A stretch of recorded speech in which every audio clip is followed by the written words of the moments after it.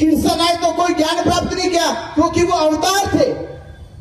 तो जो विष्णु के अवतार है वो वही बोलेंगे जो अवतार के रूप में उन्होंने पाया है। और सिद्धार्थ जब जन्म लेते हैं 29 साल की आयु में घर छोड़ देते हैं और 35 साल की आयु में इस धरती पे तप कर साधना करके कठिन विपश्यना करके वो संबोधि को प्राप्त करते हैं। और संबोधि के प्राप्त ज्ञान से संसार ये कहता है कि ये कोई आम मनुष्य नहीं है, ये सम्यक संबुद्ध है। इससे पहले ना तो शास्त्रों में लिखा, ना परंपराओं में था, ना किसी सिद्धांत में था। जो बुद्ध कहते हैं वो एक नया सिद्धांत बताते हैं, एक नई परंपरा शुरू करते हैं। तो तथागत बुद्ध अपने आप में सर्जन है, सर्जनात्मक बात है बुद्ध की। वो दोहराई गई बात नहीं है, वो परंपरावादी बात नहीं है, वो शास्त्रवादी बात नहीं है। बुद्ध की बात है, उत्सर्जन की बात है, ज्ञान की बात है, उत्पन्न की बात है। जब ये लगने लगा कि बुद्ध की बात पूरे संसार में प्रभाव छोड़ रही है, बुद्ध की देशना, बुद्ध के उपदेश संसार में अपनी जड़ें जमा रहे हैं, तो धीरे धीरे षड्यंत्र हुआ। और षड्यंत्र का नतीजा यह पहुंचा कि आज की डेट में महाबोधि महाविहार बौद्धों के पास नहीं है। क्यों नहीं है? 13 अक्टूबर 1935 में आपके यही नासिक में यमुना की सभा में बाबा साहब डॉक्टर अंबेडकर जी कहते हैं, मैं हिंदू धर्म में पैदा हुआ, ये मेरे बस की बात नहीं थी, पर मैं इसमें मरूंगा नहीं, ये मेरे बस की बात है। मैं मरूंगा नहीं, ये मेरे बस की बात है। बाबा साहब अंबेडकर जी से जो लोग घबराते थे, डरते थे, उन लोगों ने बाबा साहब अंबेडकर जी की बात को सीरियसली ले लिया और सोचने लगे कि बाबा साहब अंबेडकर लगता है अगर धर्म परिवर्तन कर गए तो भारत में लाखों करोड़ों लोग बाबा साहब अंबेडकर जी के साथ धर्म परिवर्तन कर लेंगे। तो पता लगाओ कि बाबा साहब अंबेडकर जी किस धर्म को स्वीकार करेंगे। तो धीरे धीरे जांचें बैठी, धीरे धीरे जासूसी करने लगे। तो आखिर में पता चला कि बाबा साहब डॉक्टर अंबेडकर जी की श्रद्धा भावना तथागत बुद्ध के धम्म में है, और हो सकता है भविष्य में बाबा साहब अंबेडकर भगवान बुद्ध के धम्म को स्वीकार करें। तो आपको एक चीज कहना चाहता हूं मैं, जब कोई मनुष्य इस्लाम धर्म कबूल करेगा तो उसका सपना क्या होगा? कोई इस्लाम धर्म कबूल करे, उसका सपना क्या होगा? कि वो एक बार मक्का मदीना घुमाए। क्या सपना होगा? कि वो एक बार जीवन में मक्का मदीना चले जाए। अगर कोई सिख धर्म स्वीकार कर ले, उसका सपना होगा एक बार वो अमृतसर का गोल्डन टेम्पल मंदिर घुमाए। कोई ईसाई धर्म स्वीकार कर ले, उसका सपना होगा कि एक बार यरूशलेम या वेटिकन सिटी के चर्च में घुमाए। उसी प्रकार जब भारत और दुनिया के बुद्धिस्ट बौद्ध धर्म स्वीकार करेंगे, उनका भी सपना होगा कि वो एक बार महाबोधि महाविहार घुमाए। उनका भी सपना होगा, और सपना लेकर जाएंगे पर वहां कुछ और पाओगे। मुसलमान मक्का मदीने में गया, वो जैसा सपना लेके गया वैसा उसको वहां मिला। जैसा ईसाई सपना लेके गया उसको यरूशलेम वैसा मिला।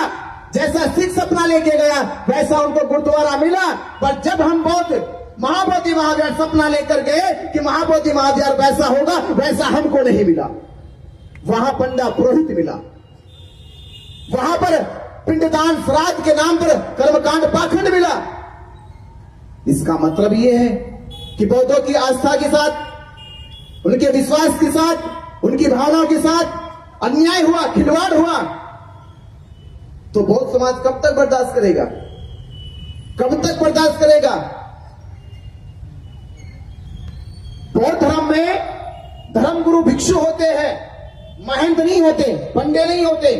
तो सरकार जब एक्ट बना रही थी तो एक्ट बनाते समय उनको मालूम नहीं है कि बौद्ध धर्म में महंत शब्द नहीं होता, बौद्ध धर्म में पंडे शब्द नहीं होता। बौद्ध धर्म में बौद्ध धर्म गुरु को भिक्षु कहा जाता है, भंते कहा जाता है, महंत और पंडे नहीं कहा जाता। ये बात सरकार को समझ में नहीं आई। उसमें क्यों समझ में नहीं आई? ये षड्यंत्र क्यों हुआ?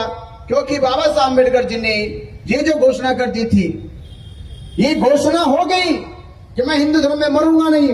तो उन लोगों ने जब पता किया कि बाबा साहब बौद्ध धर्म स्वीकार करने वाले हैं, तो उन्होंने दीक्षा लेने से पहले ही महाबोधि महाविहार को अपने कब्जे में ले लिया।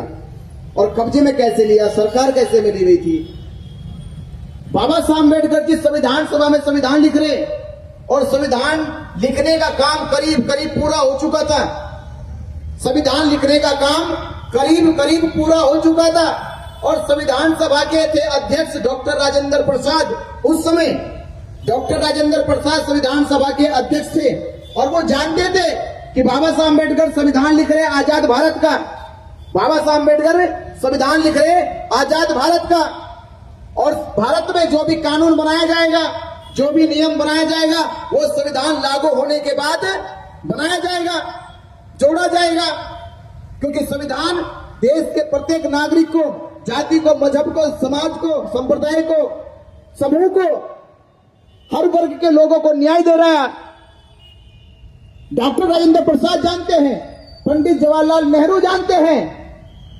उसके बावजूद भी, ये जानकारी होने के बाद भी बाबा साहब अम्बेडकर ने संविधान सभा में 26 नवंबर 1949 को संविधान पेश किया और 26 जनवरी 1950 को संविधान देश में लागू किया गया।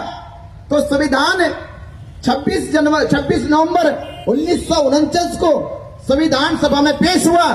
संविधान पेश होने से 4 महीने 20 दिन पहले, 4 महीने 20 दिन पहले, बिना बाबा साहब अम्बेडकर जी के बात किए, बिना बाबा साहब अम्बेडकर जी से राय मशवरा किए, बिना सलाह लिए, 4 महीने पहले जल्दीबाजी करके बीटी एक्ट कानून क्यों बनाया गया? जब देश में संविधान लिखा जा रहा है, संविधान सभा में पास होने वाला है, तो संविधान पास होने से पहले, संविधान को पेश करने से पहले ही ऐसी कौन सी जल्दी थी? जो जल्दी 400 साल में नहीं दिखाई, जो जल्दी 100 साल में नहीं दिखाई, वो जल्दी 4 महीने में क्यों दिखाई गई? 1949 में तो भारत में आंदोलन भी नहीं चल रहा था। 1949 में आंदोलन नहीं चल रहा था क्योंकि अनागरिक भी आंदोलन को चला के चले गए थे 1891 में। 1920 तक आंदोलन देश में तीव्र गति से चल रहा था, पर 1949 में तो नहीं चल रहा था। 1949 में तो मोर्चे भी नहीं निकल रहे थे, 1949 में तो धरने भी नहीं दिए जा रहे थे। तो जब ना मोर्चे थे, ना धरने थे, ना कोई आंदोलन था, तो किसका दबाव था? किसके कहने से तुमने बीटी एक्ट बनाया? किसके कहने से बनाया? कानून तो तब बनाया जाता है जब समाज आंदोलित हो, संघर्ष कर रहा हो, सड़कों पे हो। इसका मतलब ये सोची समझी साजिश थी कि महाबोधि महाविहार पे कानून बनाया जाएगा। अगर कानून बाबा साहब अम्बेडकर ने बना दिया तो महाबोधि महाविहार, ये मंदिर कुछ नहीं जो भारत में है। एक चीज बता रहा हूं मैं आपको, जो मंदिर भारत में है, जिनको शिरडी साईं कहते हैं या तिरुपति बालाजी कहते हैं, उनपे जब हिंदू धर्म के लोगों का दान आता है तो वो करोड़ों में जाता है, अरबों में जाता है, केवल एक देश के। आप सोचिए, महाबोधि महाविहार भारत के बौद्धों का नहीं, वो विश्व के 56 देश के बुद्धिस्टों का महाबोधि महाविहार है। उस पर जब 56 देश के बुद्धिस्ट दान करेंगे तो खरबों में जाता होगा। तो खरबों का दान कहां गया? ये खरबों का दान कहां चला गया? क्या बुद्धिस्टों के लिए कॉलेज बनाए? क्या बुद्धिस्टों के लिए यूनिवर्सिटी बनी? क्या बुद्धिस्टों के लिए स्कूल बने? आप बुद्धिस्टों के लिए छोड़ दीजिए, आज तक भी 76 सालों में बौद्ध भिक्षुओं के लिए प्रशिक्षण केंद्र बीटीएमसी कमेटी ने नहीं बनाए। तो दान कहां चला गया? जब भिक्षुओं के लिए प्रशिक्षण केंद्र नहीं बने, भिक्षुओं के लिए भिक्षु निवास नहीं बने, भिक्षुओं के लिए भोजन दान की व्यवस्था नहीं हुई, भिक्षुओं के लिए चिकित्सा की सुविधा नहीं हुई, तो दुनिया का जो महाबोधि महाविहार को श्रद्धा से दान दिया गया था, वो दान गया कहां? अगर वो दान भिक्षुओं की शिक्षा के ऊपर, भिक्षुओं के ऊपर खर्च होता तो बाबा साहब अम्बेडकर जी का सपना साकार होता कि भारत एक दिन बौद्ध में हो जाता। भारत बौद्ध में ना हो जाए, बाबा साहब अम्बेडकर जी का सपना साकार ना हो जाए, इसलिए बुद्धिस्टों के दान को हड़पने के लिए उन्होंने एक कानून बनाया है। और इस दान का सारा पैसा किसके पास जाता है? जब कमेटी बनाई जाती है, जब कमेटी का रूल बनाया जाता है तो लोकतांत्रिक होता है, डेमोक्रेटिक तो होता है। बीटीएमसी कमेटी में 9 सदस्य हैं। कितने? 9 याद करो, कितने सदस्य हैं? 9 लोग हैं। तो 9 लोग में 4 हिंदू, 4 बुद्धिस्ट और एक है गया जिले का डीएम। ये बात इतनी अचंभित नहीं है, अचंभित बात जो वो बता रहा हूं मैं। 4 बुद्धिस्टों का चुनाव हर तीसरे साल होता है। 4 बुद्धिस्टों का चुनाव हर तीसरे साल होता है। जो 4 हिंदू है उनमें 3 हिंदुओं का चुनाव हर तीसरे साल होता है। डीएम जो होता है उसका भी ट्रांसफर हो जाता है, यानी 8 लोग तो हर तीसरे साल बदल जाते हैं। पर एक जो नोवा महंत है, जिसको महंत रखा गया बीटीएमसी कमेटी के अनुसार या बीटी एक्ट के अनुसार, आज तक महंत को बदला नहीं गया। महंत को ऐसे जिम्मा दे दिया सरकार ने जैसे किसी को प्राइवेट लिमिटेड कंपनी बना के दे देते, ऐसे बना के दिया गया है।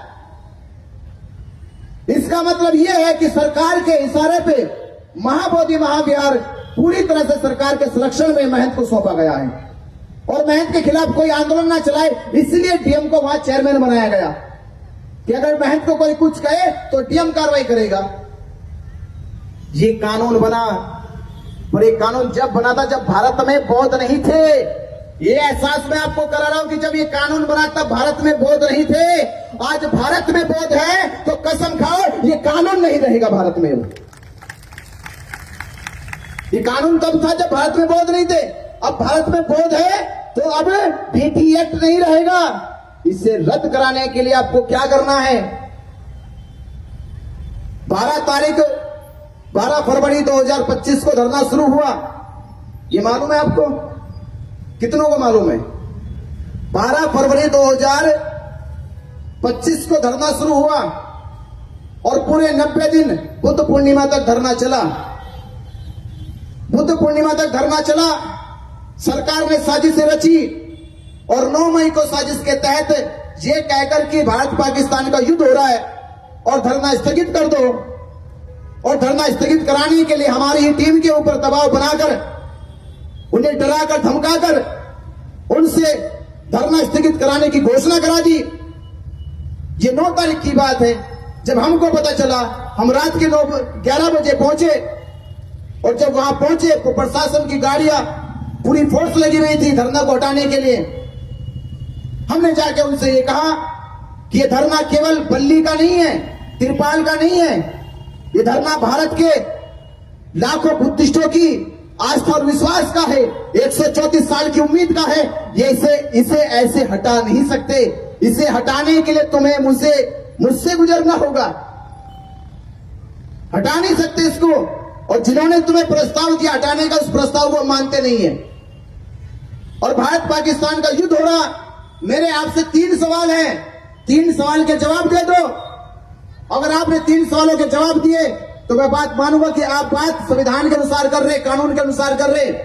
पहला सवाल यह था, उस समय इंस्पेक्टर डीएसपी, उससे हमने कहा कि मुझे यह बताओ, क्या भारत पाकिस्तान के युद्ध की सीमा, भारत पाकिस्तान के युद्ध की सीमा क्या बोध गया में है?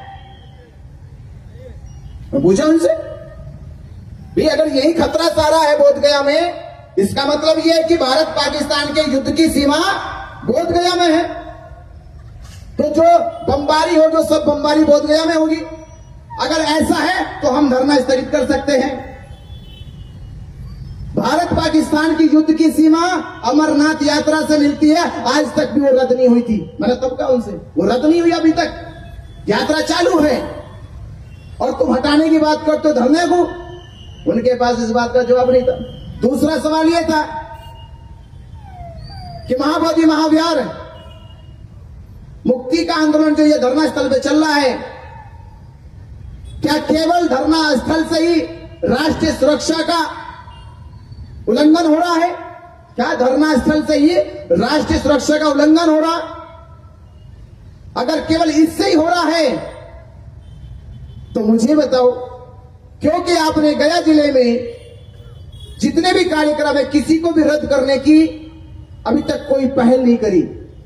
ना तो आपके पास जितनी परमिशन आपने गया जिले में दी है वो परमिशन रद्द करी, या तो आप ये नोटिस लेकर आओ कि गया जिले में जितने भी होने वाले प्रोग्राम है हमने वो सब रद्द कर दिए। तो हम आपकी बात मानते हैं कि आपने बाकी प्रोग्राम रद्द कर दिए, हम अपना आंदोलन धरना स्थगित कर देंगे। आपके पास वो जवाब ही नहीं है। और तीसरा ये कि धरना स्थल से समस्या है तो यहां से 2.5 किलोमीटर दूर कालचक्र मैदान में होने वाले प्रोग्राम से समस्या क्यों नहीं है? तो 2.5 किलोमीटर दूर था।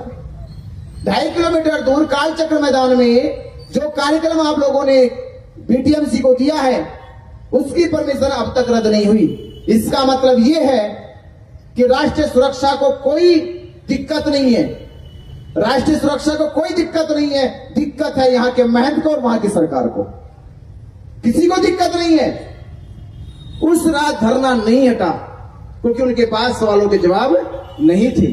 3 दिन बीत गए। 12 तारीख आई। 12 तारीख को भी उन्होंने साजिश रची कि बुद्ध पूर्णिमा जयंती पर उन्होंने शिवलिंग की पूजा कराई कि हिंदुओं की आस्था को ठेस लगेगी, वो लोग झगड़ा करेंगे, वो लोग दंगा करेंगे और झगड़ा और दंगे के नाम पर इनके ऊपर मुकदमे कर दिए जाएंगे, राज्यपाल का विरोध करेंगे। नहीं तो आप सोचिए, बुद्ध पूर्णिमा पर जहां पूरी दुनिया बुद्ध की पूजा करती है, उस दिन एक मुसलमान राज्यपाल से शिवलिंग की पूजा कराई जा रही, जबकि कोई भी मुसलमान अपने धर्म के खिलाफ नहीं जा सकता, अपने धर्म के इल्म के खिलाफ नहीं जा सकता, क्योंकि जब उसको आयत दी जाती है तो पढ़ाया जाता है इस्लाम धर्म के अलावा किसी की पूजा नहीं कर सकते, अल्लाह के अलावा किसी के सामने सर नहीं झुका सकते, मस्जिद के अलावा किसी के यहाँ सर अदा नहीं कर सकते।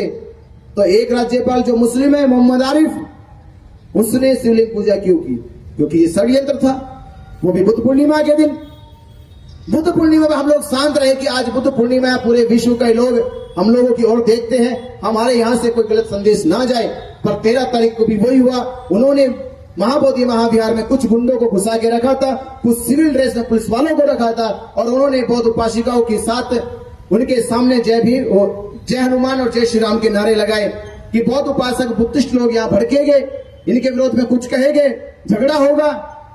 तो वहां बौद्ध उपासक उपासिकाओं ने नमो बुद्धाय जय भीम के नारे लगाए और विरोध में पुलिस वालों ने उनके ऊपर मारपीट की, उन्हें पीटा घसीटा। जिनके सम्मान के लिए हम लोग वहां पहुंचे और हमने पुलिस वालों के ऊपर कहा कि जिन्होंने ऐसी क्रूरता की, बदतमीजी की, उनके ऊपर मुकदमे होने चाहिए। तो पुलिस ने हमारे ऊपर रात को 1 बजे हमें उठाकर ये कहकर कि हिंदू संगठन के लोग तुम्हें मारना चाहते हैं, आपकी जान को खतरा है, आप हमारे साथ चलो। तो रात के 1 बजे हमें लेकर गए और अगले दिन उन्होंने हमारे ऊपर 3 मुकदमे करके फर्जी हमें जेल भेजा। और जेल भेजने के 2 दिन बाद धरना खत्म हुआ। पर जब हम जेल से निकले 68 दिनों के बाद, तो हमने कसम खाई, प्रतिज्ञा करी कि सरकार और पंडित पुरोहित, तुमने धरना खत्म किया है और हम बाबा साहब अम्बेडकर जी के बच्चे हैं, हम देश में आंदोलन खत्म होने नहीं देंगे, आंदोलन जिंदा रखेंगे, आंदोलन को मजबूत करेंगे। और आंदोलन को मजबूत करने के लिए दीक्षा भूमि नागपुर से 17 अगस्त 2025 को यह संकल्प लेके कि महाबोधि महाविहार मुक्ति के आंदोलन में पूरे देश में जन समर्थन पैदा करेंगे, पूरे देश के बौद्ध समाज को जगाएंगे, अंबेडकर समाज को जगाएंगे, बहुजन समाज को जगाएंगे। तो वो यात्रा 17 अगस्त से चालू हुई और 2 सितंबर को चैत्य भूमि पहुंच रही है, परम पूज्य बाबा साहब डॉक्टर अंबेडकर जी की अस्थियों को नमन करने के लिए। तो ये आंदोलन है देश भर में जागरूक करके समाज को एकजुट करना। और मैं एक चीज और कहता चलता आपसे, अगर वो लोग हमारे प्रति संवेदनशील होते, अगर वो उनके प्रति सरकार को ये लगता कि बौद्धों के साथ न्याय होना चाहिए, तो मैं आपको बताना चाह रहा हूं, जब आपकी ताकत देश में बढ़ने लगी, ये लगने लगा कि पूरे देश में महाबोधि महाविहार मुक्ति का आंदोलन पूरी तेज गति से चल रहा है, समाज एकजुट हो रहा है, तो उन लोगों ने 25 लोगों की कमेटी बनाई। मालूम है आपको? कितनों को मालूम है? एक कमेटी और बनाएगी 25 लोगों की। तो 25 लोगों की कमेटी में किनको लिया गया? भारत के बाहर 10 देश के लोगों को लिया गया, भारत के अंदर 15 लोगों को लिया गया। 15 लोगों में दलाई लामा जी को लिया। पर मैंने उनसे सवाल किया कि अगर आप बाबा साहब अम्बेडकर जी से और बौद्ध धर्म से थोड़ा सा भी स्नेह रखते, तो भारत में परम पूज्य बाबा साहब डॉक्टर अंबेडकर जी की सबसे बड़ी संस्था जो बौद्ध धर्म का प्रचार प्रसार भारत में करती है, भारतीय बौद्ध महासभा है, जो पूरे देश में करती है प्रचार प्रसार। बाबा साहब अम्बेडकर जी की बनाई हुई संस्था भारतीय बौद्ध महासभा है और भारतीय बौद्ध महासभा के कार्याध्यक्ष माननीय भीमराव अंबेडकर जी, आपने उनको कम से कम इस 25 लोगों की कमेटी में कुछ तो स्थान देना चाहिए था, उनको पूछना चाहिए था। भारतीय बौद्ध महासभा के कार्याध्यक्ष या राष्ट्रीय अध्यक्ष से पूछना चाहिए था, पर आपने वो काम नहीं किया। इससे ये बात समझ में आती है कि उन लोगों को वो लोग पसंद है जो उनका विरोध नहीं करते, उनको अम्बेडकरवादी बुद्धिस्ट पसंद नहीं है। ये बात तो समझ में आ जानी चाहिए। कि खतरा उनको उन लोगों से नहीं कि जो उनका विरोध नहीं करते हैं, उनको दलाई लामा जी से खतरा नहीं है, उनको खतरा है बाबा साहब अम्बेडकर जी की विचारधारा वालों से। किनसे खतरा है? बाबा साहब अम्बेडकर की विचारधारा वालों से खतरा है, क्योंकि बाबा साहब अम्बेडकर ने अपने 40 साल के जीवन संघर्ष में कोई लड़ाई नहीं हारी, कोई लड़ाई नहीं हारी। तो ये बाबा साहब अम्बेडकर जी के बच्चे हैं, ये लड़ाई ये नहीं हारेंगे, ये महाबोधि महाविहार की लड़ाई जीतेंगे। इसलिए उन्होंने हमको स्थान नहीं दिया। तो मैं फिर भी कहूंगा, महाबोधि महाविहार मुक्ति आंदोलन के जन समर्थन इस गणध्वज यात्रा में जब 16 अगस्त को नागपुर की पावन धरती पे पहला प्रोग्राम हुआ, तो माननीय भीमराव अंबेडकर जी ने, जो भारतीय बौद्ध महासभा का नेतृत्व करते हैं, बौद्ध धर्म का प्रचार प्रसार पूरे देश में करते हैं, उन्होंने कहा कि भंते जी, ये लड़ाई केवल बौद्ध भिक्षुओं की नहीं है, ये लड़ाई किसी एक संगठन की नहीं है, ये लड़ाई पूरे समूचे भारत के बुद्धिस्टों की है, समूचे भारत की संस्थाओं की है। ये लड़ाई हम मिलकर लड़ेंगे और मिलकर जीतेंगे। यही बात मैं आपसे कहना चाहता हूं कि ये लड़ाई केवल किसी संगठन की नहीं है, ये लड़ाई 134 साल से लड़ी जा रही है। और अपनी आखिरी बात खत्म कर तो कहूंगा कि बुद्ध काल में आपका जन्म नहीं हुआ, ये अफसोस होगा। ये अफसोस कितने लोगों को है कि बुद्ध के समय आपका जन्म नहीं हुआ? अफसोस है ना ये कि हमने बुद्ध को देखा नहीं, बुद्ध को सुना नहीं, बुद्ध के साथ चले नहीं, तो अफसोस होगा। पर फिर भी मैं आपसे कह रहा हूं, अपने जीवन को धन्य मानो। क्या मानो? अपने जीवन को धन्य मानो, क्योंकि महाबोधि महाविहार की मुक्ति के लिए आपको चुना है। भले ही बुद्ध काल में आपका जन्म ना हुआ हो और 134 साल से यह आंदोलन इसलिए पूरा ना हुआ हो कि हो सकता है कि महाबोधि महाविहार की मुक्ति आपके हाथों लिखी हो। तो आपने आप पे गर्व करो कि हम उस विरासत को बचा रहे जिसको सम्राट अशोक ने बनाया है, हम उस विरासत को बचा रहे जिस विरासत को सिद्धार्थ गौतम ने बसाया है।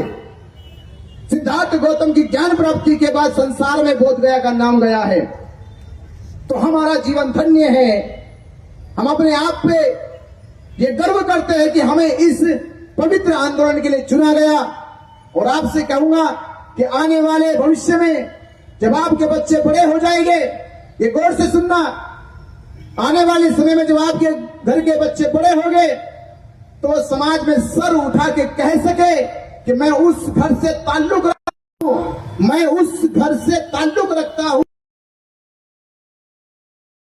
का आंदोलन लड़ा था। तो सर उठा के कह सके, जैसे आज हम कह रहे कि 22 साल के आंदोलन में, 22 साल के आंदोलन में जिन लोगों ने परम पूज्य बाबा साहब अम्बेडकर जी की मूर्ति को स्थापित करने के लिए आंदोलन किया है, वो लोग इस देश के समाज के बहुत बड़े